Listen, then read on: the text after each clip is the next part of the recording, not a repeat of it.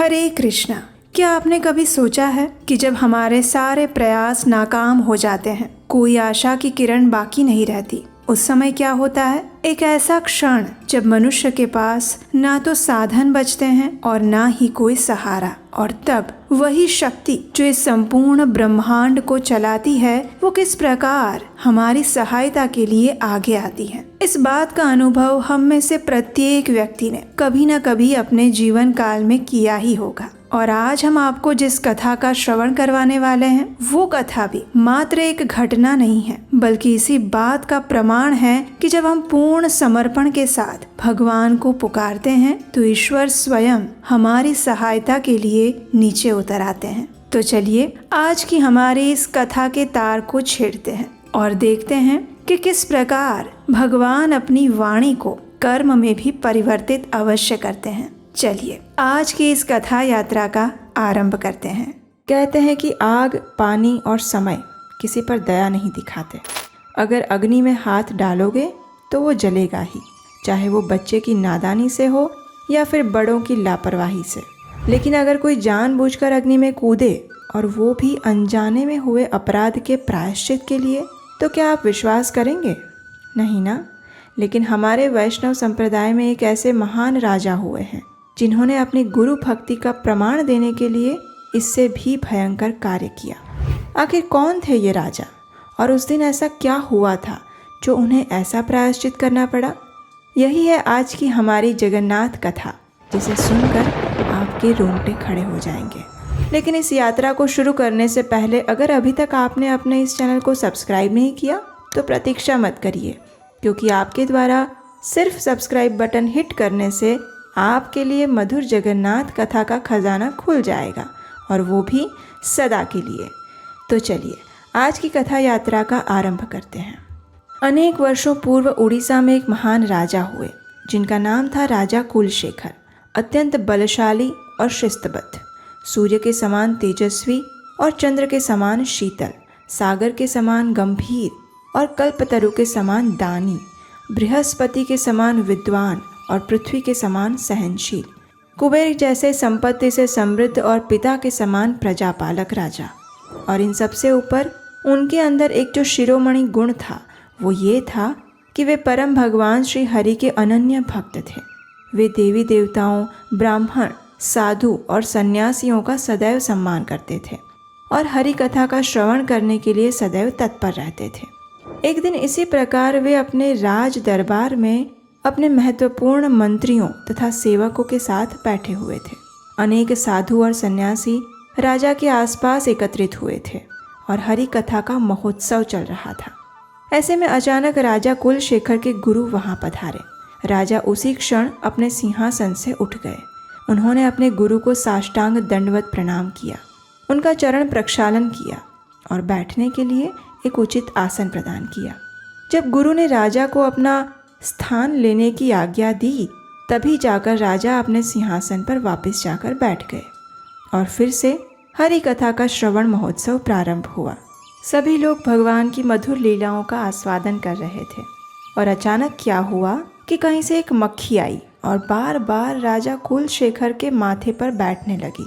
उसे दूर करने के लिए राजा ने अपने सिर पर हाथ लगाया और उसी क्षण राजा के मस्तक से धूल के कुछ कण जमीन पर गिर गए।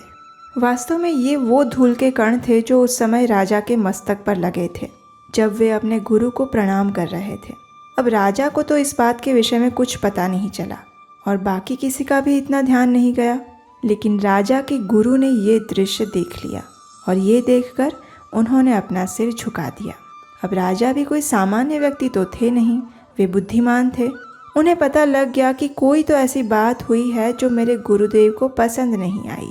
इसलिए राजा ने विनम्रता से अपने गुरु से पूछा, हे गुरुदेव, क्या मुझसे कोई भूल हो गई है?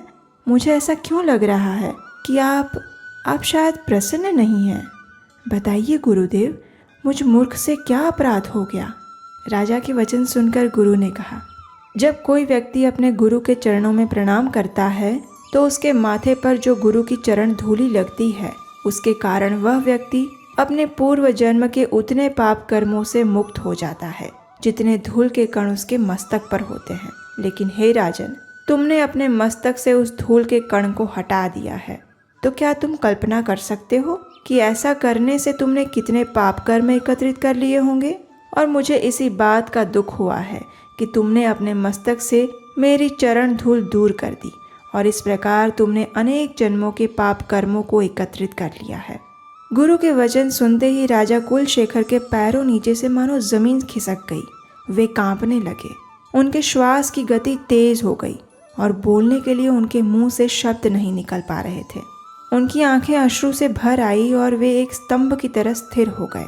जब तक वे वापस अपनी चेतना में आए तब तक उन्होंने देखा कि उनके गुरु वहां से प्रस्थान कर चुके थे और इस कारण राजा की मनोस्थिति और गंभीर हो गई। राजा ने अपने दरबार में बैठे विद्वानों से कहा, हे विद्वानों, मैंने अपने गुरु के प्रति घोर अपराध किया है। कृपया आप शास्त्रों में से ढूंढकर मुझे बताइए कि मुझ अपराधी के लिए क्या कोई प्रायश्चित संभव है?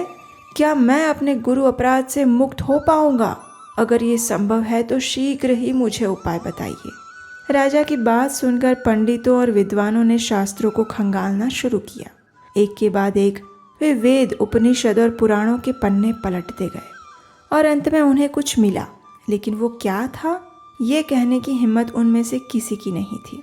गुरु अपराध के लिए शास्त्रों द्वारा अत्यंत कठोर प्रायश्चित का प्रावधान था। ब्राह्मणों को इस प्रकार मौन और उदास देखकर राजा कुलशेखर बोले, क्या बात है? क्यों आप लोग मुझे ये बता नहीं रहे हैं कि मैं किस प्रकार प्रायश्चित कर सकता हूँ, चाहे वह कितना ही कठोर क्यों ना हो।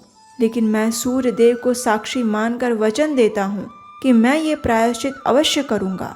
राजा के दृढ़ निश्चय को देखते हुए विद्वानों ने कहा, हे राजन, हमें इस बात में कोई संशय नहीं है कि आप अपने वचन को पूरा करेंगे, लेकिन ये प्रायश्चित। बस इतना कहकर विद्वान जन फिर से मौन हो गए। राजा ने फिर से उन्हें पूछा और आखिर में ब्राह्मणों ने कहा, हे राजन, जब कोई व्यक्ति अपने गुरु को दंडवत प्रणाम करता है और उनके समक्ष बैठता है तो ये करने से उसके शरीर पर जितने भी धूल के कण लगते हैं उतने जन्मों के उसके पाप उसी क्षण नष्ट हो जाते हैं। लेकिन अगर कोई मूर्ख व्यक्ति अहंकारवश उन चरण धूलि को अपने शरीर से हटा देता है तो फिर वह इतने पाप एकत्रित कर लेता है जिसकी कल्पना नहीं की जा सकती। हमारे शास्त्र इस गुरुद्रोह से मुक्त होने का अत्यंत कठोर और केवल एक ही उपाय बताते हैं। उस व्यक्ति को 12 फुट लंबी, 3 फुट चौड़ी और 6 इंच मोटी एक बड़ी सी पीतल की परात बनानी पड़ेगी। इस परात को 4 स्तंभों के ऊपर स्थापित करना होगा। उसके नीचे उसे जलता हुआ कोयला या अग्नि प्रज्वलित करनी होगी और ये तब तक जलनी चाहिए जब तक ऊपर रखी हुई पीतल की परात गर्म होकर लाल रंग की ना हो जाए। उसके बाद उस व्यक्ति को इस पीतल की परात पर चढ़कर 108 बार दंडवत प्रणाम करने होंगे। ये करने के बाद ही कोई व्यक्ति अपने गुरु के प्रति किए गए अपराध से मुक्त हो सकता है। जब राजा ने ये सुना तो वे खुशी से झूम उठे, ये सोचकर कि चलिए आखिरकार मैं अपने गुरु के प्रति किए गए अपराध से अब मुक्त हो पाऊंगा। राजा ने उसी क्षण पीतल की परात बनवाने का आदेश दिया। उसके बाद उस परात को 4 स्तंभों के ऊपर स्थापित किया गया। नीचे अग्नि प्रज्वलित की गई और पीतल की परात अब अग्नि की ही तरह लाल हो चुकी थी। राजा पवित्र नदी में स्नान करने के लिए गए। उन्होंने अपने शरीर पर तिलक धारण किए, गले में तुलसी माला पहनी, शरीर पर सफ़ेद रंग का पतला और साधारण वस्त्र धारण किया। जगन्नाथ जी का स्मरण करते हुए उनका प्रसाद निर्माल्य यानी सूखे चावल ग्रहण किए और बस फिर चल पड़े उस स्थान पर जहां उन्हें अपनी गुरु भक्ति की परीक्षा देनी थी। हजारों लोग वहां एकत्रित हो चुके थे। राजा के मंत्री, ब्राह्मण, विद्वान, सिपाही और राजा के परिवारजन सभी की सांसें मानो रुकी हुई थी। दुंदुभियां और नगाड़े की ध्वनि इतनी तीव्र थी और ऐसा लग रहा था मानो संपूर्ण पृथ्वी पर कंपन हो रहा हो। वहां उपस्थित सभी लोगों में ये भय था कि बस राजा कुलशेखर अब अपने प्राण त्याग देंगे। उन्होंने राजा से प्रार्थना करते हुए कहा, हे राजन, ऐसा घोर प्रायश्चित किस लिए, और वो भी अनजाने में हुई इस भूल के लिए? नहीं नहीं राजन, नहीं। आपकी गुरु भक्ति पर हमें तो क्या, देवताओं को भी कोई संशय नहीं हो सकता। इसलिए हम प्रजा पर दया करें राजन, आप ये कार्य ना करें। यदि आपको कुछ हो गया तो हम आपकी संतान अनाथ हो जाएंगे राजन, अनाथ हो जाएंगे। कृपया स्वयं को इतना कठोर दंड ना दें। प्रजा की बात सुनकर राजा कुलशेखर कहते हैं, सभी के स्वामी स्वयं जगन्नाथ हैं। मैं तो एक तुच्छ जीवात्मा हूँ। परम भगवान जगन्नाथ ही सबके पालनकर्ता और रक्षक हैं। मुझे मृत्यु का कोई भय नहीं है, क्योंकि जिसका जन्म होता है उसकी मृत्यु भी निश्चित है। इसलिए आप लोग शोक ना करें। मैं जीवित रहूं या मृत, मुझे इससे कोई फर्क नहीं पड़ता। भगवान जगन्नाथ मेरे लिए जो उचित होगा वही करेंगे। इसलिए कृपया आप लोग शांत हो जाइए और भगवान के पवित्र नामों का उच्चारण करिए। इतना कहकर राजा शांत हो गए और नीलाद्रिपति भगवान जगन्नाथ का स्मरण करते हुए शांत भाव से प्रेम पूर्वक हाथ जोड़कर भगवान से प्रार्थना करने लगे। श्रीवल्लभेति वरदेति दया परेति भक्त प्रियेति भवलुण्ठन कोविदेति नाथेति नागशयनेति जगन्निवासेति आलापिनं प्रतिदिनं कुरु मे मुकुन्द। जयतु जयतु देवो देवकी नन्दनोऽयं जयतु जयतु कृष्णो वृष्णिवंश प्रदीप।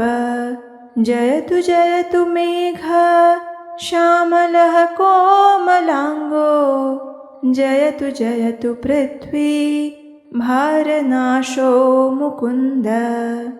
हे प्रभु, आपकी सदा ही जय हो। आपके ही आदेश से ये सभी ग्रह नक्षत्र ब्रह्मांड देवी देवता और सचराचर जगत चलायमान होते हैं। महान ऋषिगण सिद्ध पुरुष ब्राह्मण और तपस्वी आपके चरण कमलों पर ध्यान केंद्रित करते हैं। आप ही दृश्य और अदृश्य जगत के परम नियंता है। मैं तुच्छ जीव आपकी महिमा को कैसे समझ सकता हूँ। आपके चरण कमलों का आश्रय ही इस भौतिक संसार रूपी दावानल अग्नि से मुक्त कराने वाली अमृत वर्षा के समान है। हे प्रभु, आध्यात्मिक और भौतिक जगत में प्रत्येक वस्तु आपकी आज्ञा और इच्छा के अनुरूप ही कार्य करती है। मैं जानता हूँ कि इस भय से केवल आप ही मुझे संरक्षण प्रदान कर सकते हैं। इसलिए हे माधव, हे जगन्नाथ, अब मैं इस अग्नि में प्रवेश करने जा रहा हूँ। मैं जीवित रहूँ या मृत्यु से गले लग जाऊँ, लेकिन हे दीनानाथ, मुझे इस गुरु अपराध से मुक्त करिए। आपकी जो भी इच्छा होगी उसे मैं शिरोधार्य करूँगा। बस ये कहकर राजा कुलशेखर अपनी जीवा से भगवान के पवित्र नामों का जप करते हुए, कानों से हरि कथा का श्रवण करते हुए और मन में परम भगवान का स्मरण करते हुए प्रसन्नता पूर्वक तपती हुई इस पीतल की परात पर चढ़ गए। ये परात इतनी अधिक गर्म थी कि गिली लकड़ी भी एक क्षण में भस्म हो जाती थी। और आखिर राजा ने उस परात पर से दंडवत प्रणाम अर्पित किए। जैसे ही वे प्रणाम करने के लिए लेटे, उनका संपूर्ण शरीर जलने लगा। ऐसा लग रहा था मानो बस इसी क्षण राजा के शरीर के अंग जलकर राख हो जाएंगे।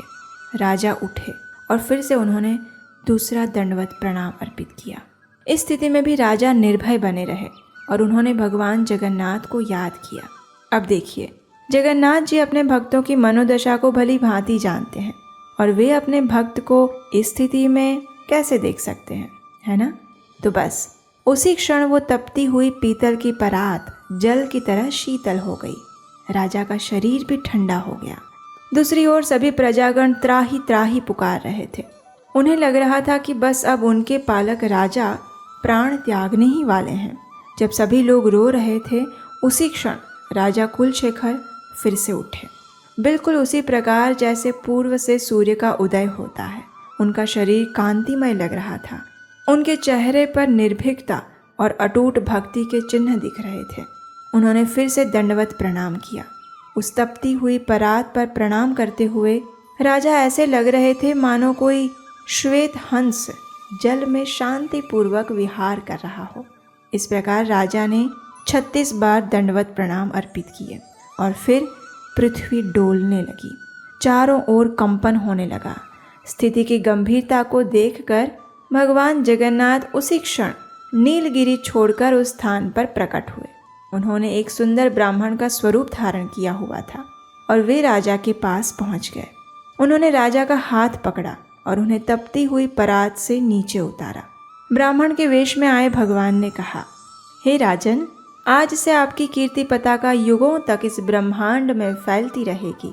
आपके समान धार्मिक व्यक्ति ना तो कोई हुआ है और ना ही कोई होगा। आज इसी क्षण आप हर प्रकार के अपराध से मुक्त हो गए हैं और अब आप परम गति को प्राप्त करेंगे। राजा ने ब्राह्मण के वेश में आए हुए भगवान को प्रणाम किया और आश्चर्य से उनसे पूछने लगे, लेकिन हे ब्राह्मण देव, आप कौन हैं? मैंने आपको पहचाना नहीं। तो उस ब्राह्मण ने कहा, ठीक है, तो मेरा वास्तविक स्वरूप देखो। इतना कहकर भगवान ने अपना श्री हरि का चतुर्भुज रूप धारण किया और राजा को आशीर्वाद प्रदान किया। राजा कुलशेखर अपने आराध्य देव को साक्षात अपने समक्ष उपस्थित देखकर अत्यंत हर्षित हो गए। भगवान की माया शक्ति के कारण राजा कुलशेखर के सिवा और किसी को भी ये संपूर्ण घटनाक्रम दिखाई नहीं दिया। सभी प्रजागण राजा की जय जयकार करने लगी और इस प्रकार भक्त वत्सल भगवान जगन्नाथ ने फिर एक बार अपने भक्त की रक्षा की। कैसी लगी आपको ये जगन्नाथ कथा? अगर पसंद आई हो तो इस वीडियो को लाइक ज़रूर करिएगा और उसे ज़्यादा से ज़्यादा लोगों तक पहुंचाइए। और अगली बार आप कौन सी कथा सुनना चाहते हैं ये हमें नीचे कमेंट बॉक्स में बताना मत भूलिएगा। अगर जगन्नाथ जी की महिमा प्रसार करने के इस अभियान में आप हमारी सहायता करना चाहते हैं तो स्क्रीन पर दिए गए नंबर पर अपना आर्थिक सहयोग भेज सकते हैं। तो चलिए फिर मिलते हैं अगली बार एक नई मनमोहक और रोचक जगन्नाथ कथा के साथ। हरे कृष्णा।